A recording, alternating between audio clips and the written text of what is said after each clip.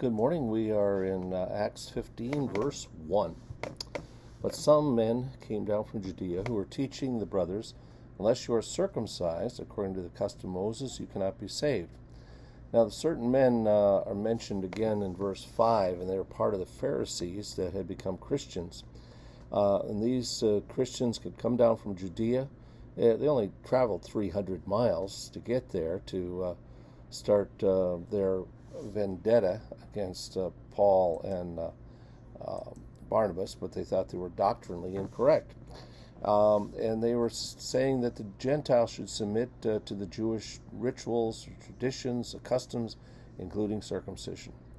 And it's very difficult for Jewish Christians to accept Gentiles that are brought into the church for the first time without going through the law of Moses and not having kept the law of Moses.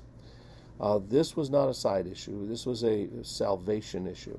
And to make one right with God, you had to become a Jew according to these people. But, we have to ask ourselves, what do we do with our, quote, Christian traditions when we have people come in? Now, I want to share with you circumcision in the New Testament. In the Old Testament was a sign of being a Jew. It meant the giving of life itself over to God. It's been reinterpreted. The New Testament reinterprets a lot of the Judaism. So Romans chapter 2, verses 28 and 29, for no one is a Jew who is merely one outwardly, nor is circumcision outwardly and physical, but a Jew is one inwardly, and circumcision is a matter of the heart, by the Spirit, not by the letter. His praise is not from men, but from God. So here, circumcision is still there, but it's totally different.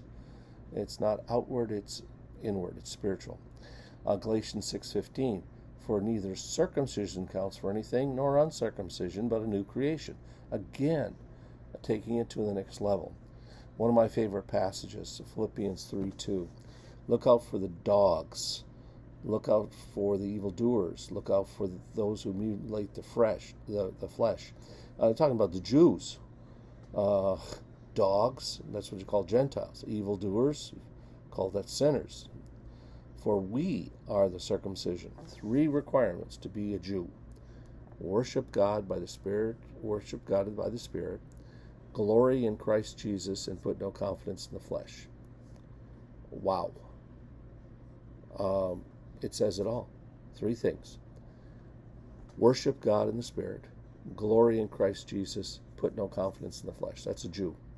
And I think we even have people in the church today that will not accept the church as God's chosen means of salvation.